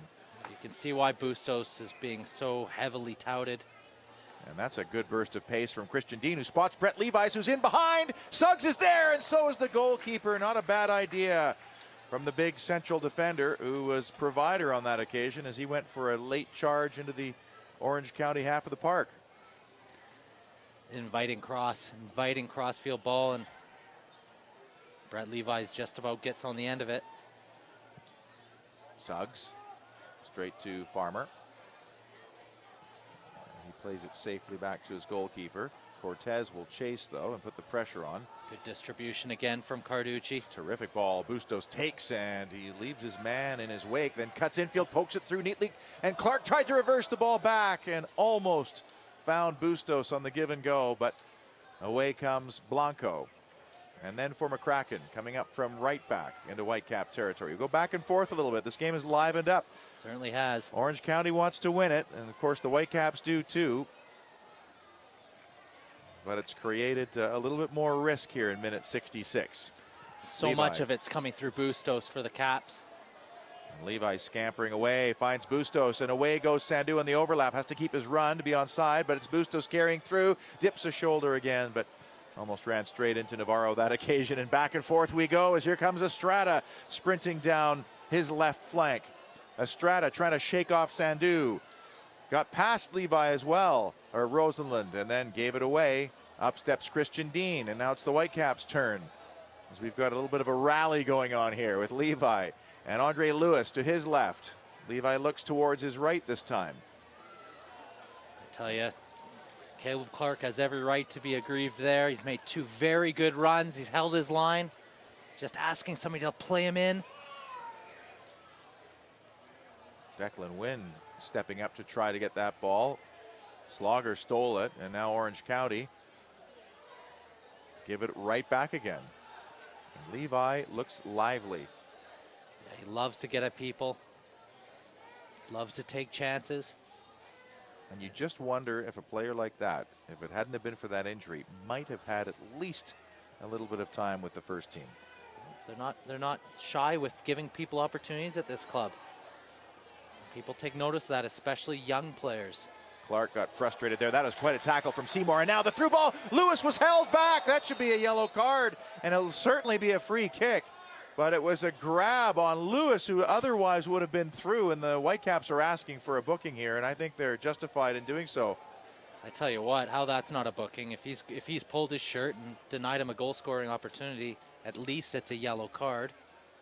It's a bit of a strange decision by the referee. Well, he's having a word with McCracken now. And Lewis was all the way through. He was absolutely off to the races, and once the ball was stolen by Seymour, he spotted the danger, took advantage, and it was a grab that prevented him from getting through. But the Whitecaps do get a chance to hoist it up now, and big Christian Dean is standing on the penalty spot. Andre Lewis on set-piece duty. Levi's just dropped off to the opposite touchline to maybe come in late, and Jackson Farmer is there as well. But it's short to Marco Bustos. Gives it right back to Andre Lewis. Lewis got a head back to Christian Dean. Can he turn one into the mix? Pokes it ahead, got around on the other side. Can he get this ball across? And then it was a central defender's ball in the end. He does win the corner, but interesting set piece. What a great little bit of creativity. It's nice to see. These are the type of games and opportunities when you want to express yourself. And speaking of expressing yourself, the big center back with a nutmeg in the opponent's 18-yard box. By the way, shouldn't criticize the effort there. He had the right ball coming in. This ball looks good too, and Levi was in the way of the goalkeeper, knocked right back in again and cleared by McCracken. It was actually a good cross from Christian Dean. It was just blocked away early, and now Andre Lewis chasing after it once more. And it might be a foul called against Lewis instead of just the throw-in.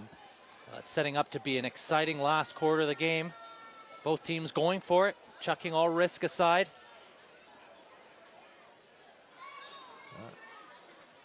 It is a throw-in. I thought maybe Lewis was called for the foul there, but McCracken will take the throw. 70th minute, 1-1. USL at Thunderbird Stadium.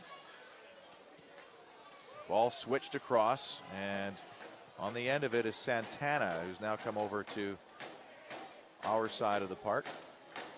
Suggs goes forward. Nice ball in behind.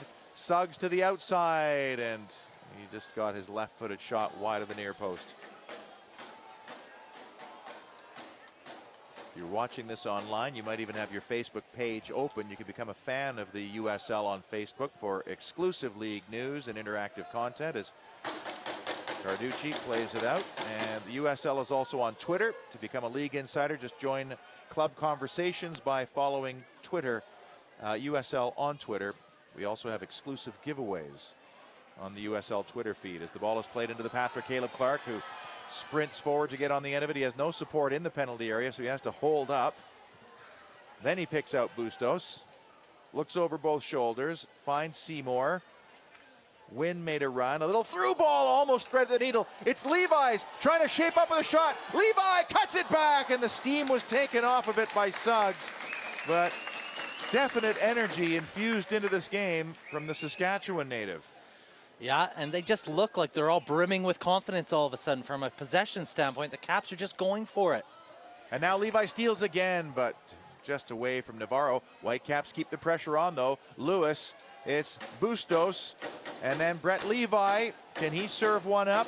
Clark's in the penalty area. Levi dips his shoulder. Left-footed shot, cut out.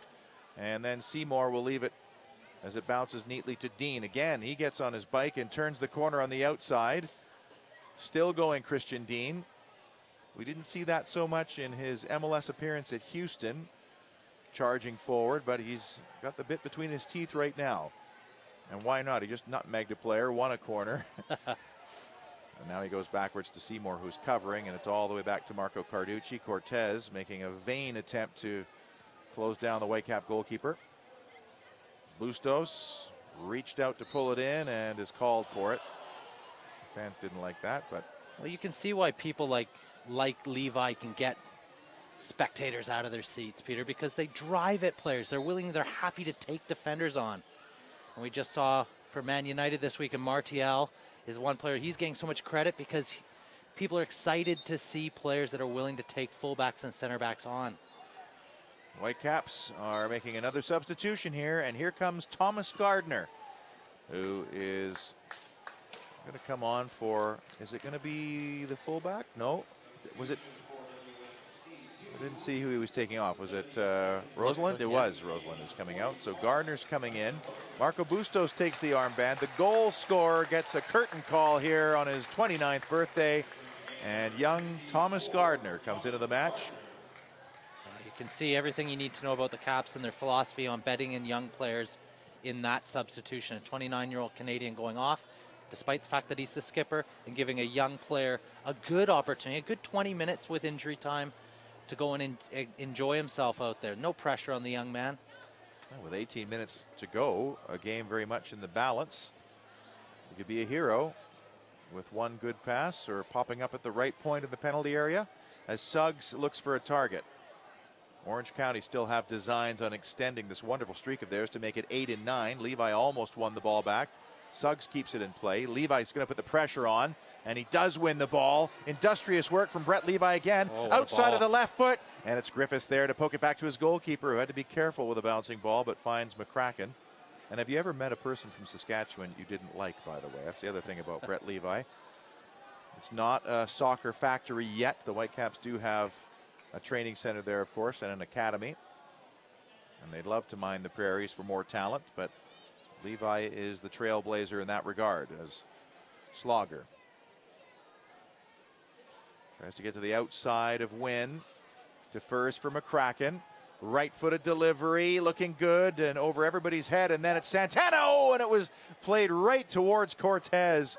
And had that found him, it could have been trouble. He was wide open. Then a long, hopeful effort skims the crossbar. My goodness. Holy. Industrious attempt there in minute 74, and the Whitecaps get on with it. And Carducci played it short for Farmer, who purposely took it inside the 18-yard box because he was under pressure.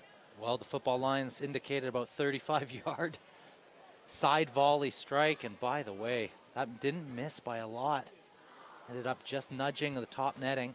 Just didn't dip enough in the end. As up goes Clark. He couldn't beat Griffiths. You just feel like there's another goal in this game somehow. Slogger couldn't get around the corner on Wynn. Now it finds Slogger again, who goes infield neatly for Estrada. Denzel Slogger caught offside. And the Whitecaps have a let off there. So 15 minutes to go here at UBC. Bit sloppy by Slugger there. You can see the entire line. No real excuse for being offside there. But as you said, Peter, this game it's set for a winner. Both teams really going for it. Caleb Clark again in a battle with Griffiths. That time he got a little piece of it. We'll get it back again. Griffiths knocks it off and out. No, he didn't. It went off of Clark, who can't believe it. So McCracken looks for a target. Estrada poked away. Blanco, up the line it goes. And Blanco gets it right back again. Santana's wide open on this near side. Picked up by Gardner, then for Bustos. Gardner getting on a beeline straight up the middle. And Santana wins it back under pressure from Sandu. Young man showed a bit of strength there in the tackle as well. Here's a chance now as it's played through to Cortez. Left-footed chip. That's a beauty, but over the top. Oh, he just overhit it as Carducci had come a little bit off his line. And here comes another substitution. Well, as they give away possession in midfield, the Caps let themselves into a bit of a 2-on-2 situation. And boy, doesn't miss by much on that chip. Nikita Ilic is coming in for Pavle Popara.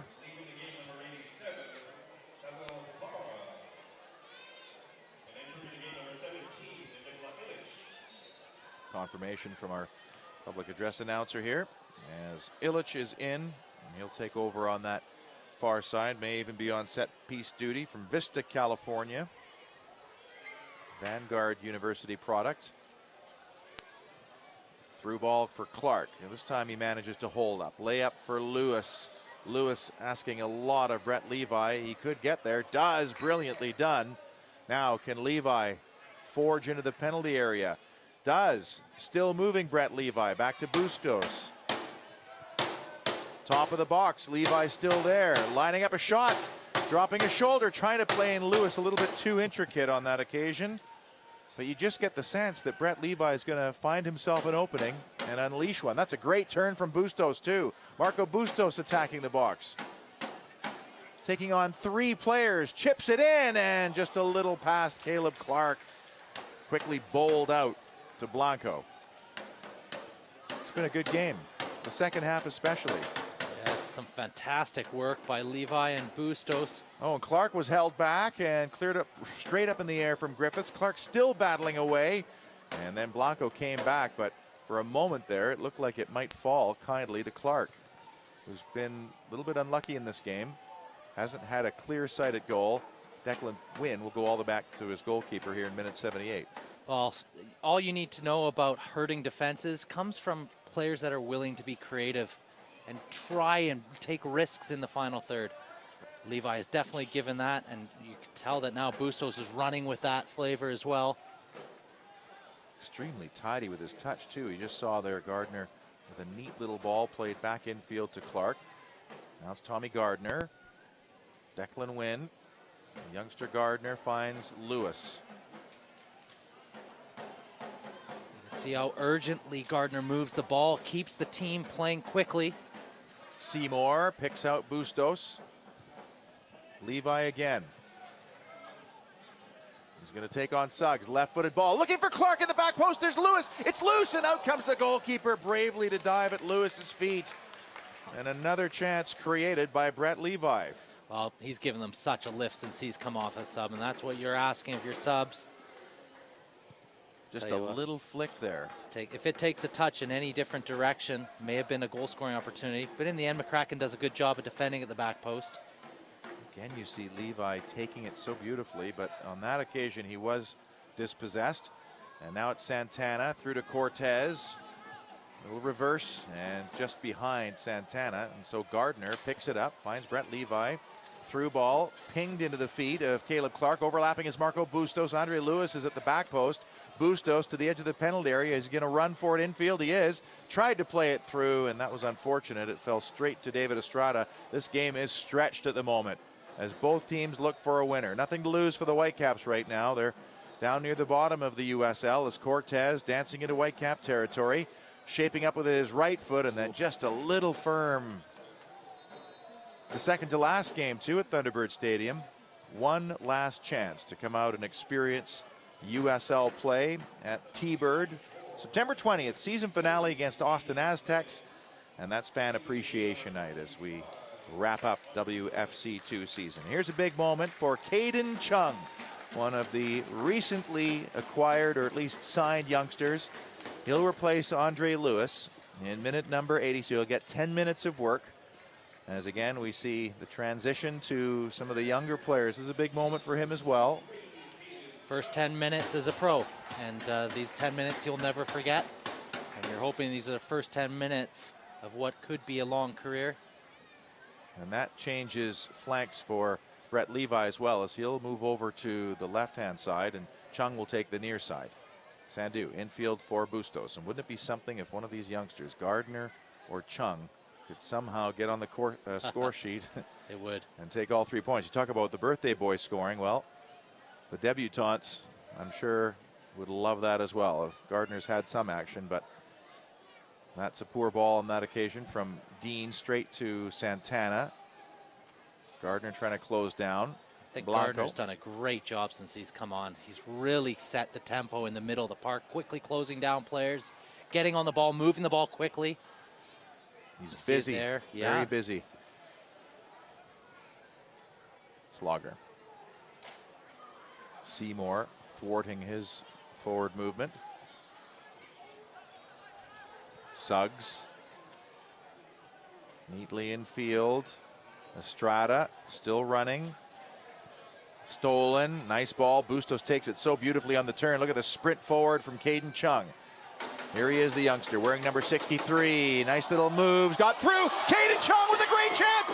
Dishes it off. Caleb Clark trying to set, made a meal of it. Levi still there. Oh, everybody in the building wanted Chung to shoot. It's Gardner at the edge of the area. Finds Bustos, turns the skipper. Holding, back to Gardner. Chips it through. Chung onside. Can he try again? Across, blocked away, and then hammered into midfield. Oh, what a moment. Unbelievable. What a terrific run to get between two defenders. Back it goes to Marco Bustos. You just feel like something's going to happen. It's Bustos left-footed and over by about 5 yards. Well, here's a terrific moment from Caden Chung. I tell you what, sometimes it's good to not know what you don't know. And he just takes on it. He doesn't care. I'm going to take you guys on. How many years have you played pro? See you later, both of you.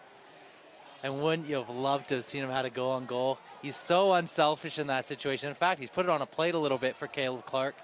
Caleb probably could have used one less touch, just hit it, get it back on target. Did he pass the opportunity and pass the responsibility a little bit there? What a lift these young subs for the Whitecaps have given them. And they're all three of them are Canadians, so it's wonderful. You just think in a residency game he would have put his head down and buried that one, don't you? Yeah, you'd like to think so, but again, it shows his confidence. I think what he's trying to be is probably a little bit, selfless for the team. And definitely the smarter, safer ball is across goal with the goalkeeper, in two minds there as we get another substitution now as in comes Billy Schuler, who will take off Caleb Clark. So it wasn't the greatest outing for Clark, as perhaps emphasized by that last chance. Yeah, he didn't have a ton of service, though, today. No. In fairness, large parts of the game, he's working with his back to goal with balls around his neck. And one positive from Caleb's point of view is he didn't shirk the responsibility. He did put a shift in. Oh, he actually, when you don't have the restrictions of the television screen around you, you could see that he does do a lot of work up front and chasing and haranguing and trying to harass the defenders. As now it's Orange County making another substitution. Ryan Felix will take off David Estrada. So Felix will head in field and he'll be asked to defend right away. You just get a feeling in these last 6 minutes plus injury time that something's going to happen. The chances are really coming, and it's certainly being edged at the minute by the Whitecaps. Seymour's gone the distance, as has Sandu. Switches play for Brett Levi, who really started the energetic substitutions. Schuler takes turns, the former San Jose product, skipping past one, then two. Seymour, Gardner. Away goes Gardner, and turned back again. But it's the Whitecaps looking like they're playing half court here somehow. And then stolen away as Slogger plays it to this near side. Great defensive work by Chung as well to get him, get back, get facing away from goal. He turned Santana back. Slogger for Blanco. Schuler couldn't get a foot in. And then out wide it goes for McCracken.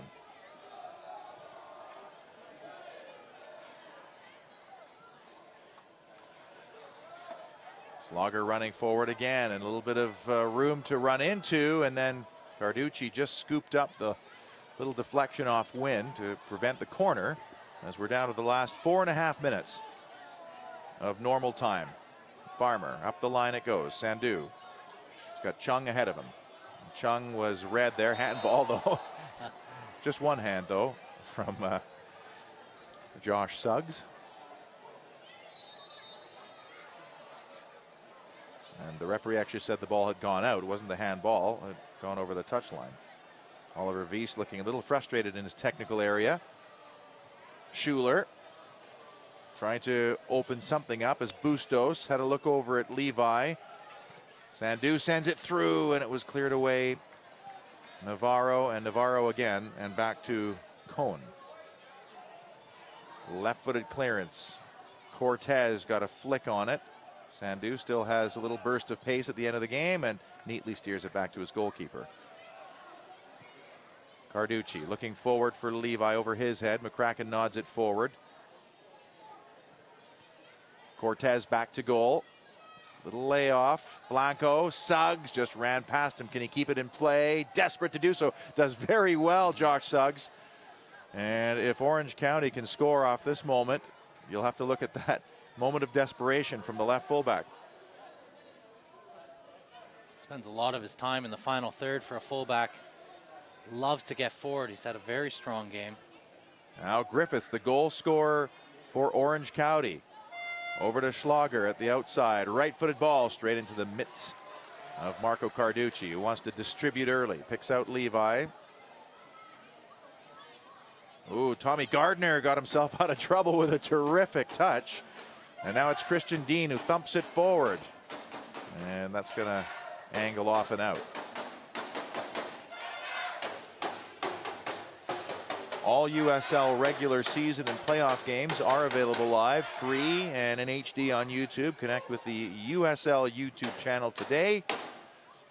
And Nike will be right there with all those USL games. They're a proud partner of the United Soccer Leagues. You could follow at Nike Soccer on Twitter for the latest Nike Soccer information. Carducci will leave this. The ball went out a little farther up the field. Swerved over to the near side for Sandu. Chung comes over to support. Ball's played through for Bustos, wearing the armband after Tyler Rosenland's exit. Bustos. Schuler wants it. It's over his head. Griffiths touches down. Navarro leaves for Suggs. The two of them work that out as up the line it goes, but for a Whitecap throw. 90 seconds of normal time left. Well, you'd like to think after the game that the Caps will look at some of their substitutions, and especially the injection of two residency products who have not just come in and tread water, they've given the team a lift. What a positive for the Caps. Oh, Caden Chung's chance will be replayed over and over again in his mind tonight. You have to think as Farmer steps up, only as far though as Santana, who drops off a little bit before playing in McCracken, past Levi, who's I think probably sucking a little bit of wind right now after such a long absence, and he's done a lot of running in his return to the Whitecaps starting team. Well, not starting team, but in a substitutes role. Very composed work there from Dean. You see the confidence he's gotten from his MLS minutes so far this season. And then a little bit of a giveaway, finds Slogger. Little give and go, and a good tackle there by Wynn. Slogger still in possession though. Santana's been all over the park, both sides of the field. Another long ball through, and nice high catch from Marco Carducci, who wants to get the attack going quickly, and he's going to play it towards Marco Bustos. Header won nicely and actually beautifully by Navarro. And Orange County back in possession.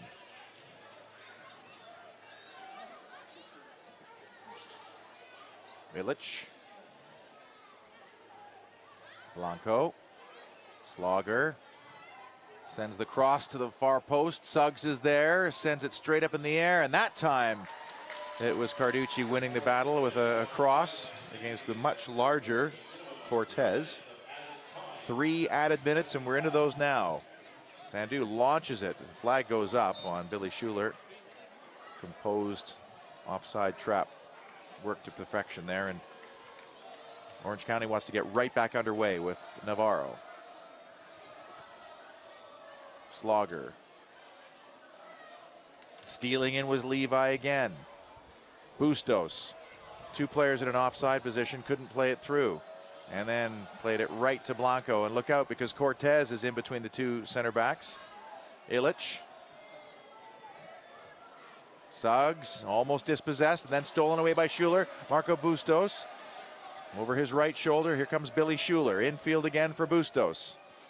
Back to Schuler. Whitecaps lining up in the penalty area. Down goes Bustos. Schuler! And a good piece of goalkeeping by Cohen to not spill that ball in the 6-yard box as Bustos took a tumble trying to run through and get on the end of it. Yeah, it would be interesting to see. Certainly looked like 2 bodies got tangled up a little bit there. Bustos didn't make a big hash of it. No, that's true, he didn't. As Dean tried to play the diagonal ball, but Bustos on the end of it again. Going the full 90 here today, Marco Bustos, and now it's called for the foul. We get a look at Marco Bustos getting involved with Illich, and Illich could be in trouble here. The referee should have a long look at this one. The 4th official is right there, but it's the first time tempers have really flared in this game. Marco Bustos wanted to get under the way again. It's just a yellow card. It wasn't Illich, I beg your pardon. That was Ryan Felix who was involved there. As we have another look at this Marco Bustos tumble in the penalty area. Yeah, nice little run. Again, they get tangled up a little bit. Certainly would have been a harsh one to give for the referee, especially this late in the game. But again, more positive play. The Caps are looking to get in behind of Orange County. Nice intricate passing in front of them as well. And that one came actually from some nice defense work from Young Chung again, winning the ball back in midfield. Levi trying to get under the Sandu clearance, only as far as Slogger. Gardner couldn't quite keep it forward, and now it's Blanco. He lost out.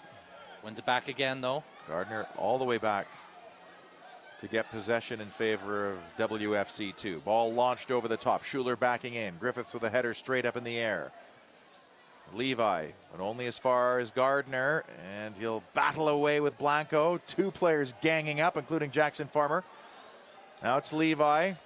Is there to be one more chance here, perhaps, for either side? Top of the box, little layup. Farmer forward, tumbles over at the worst possible moment.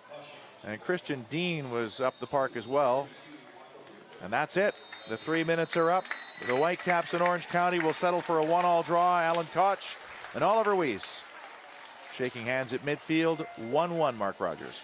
Well, I tell you what a thoroughly enjoyable second half. Ironically, the best bit of football the Cats played all day was after they conceded the equalizer to Orange County.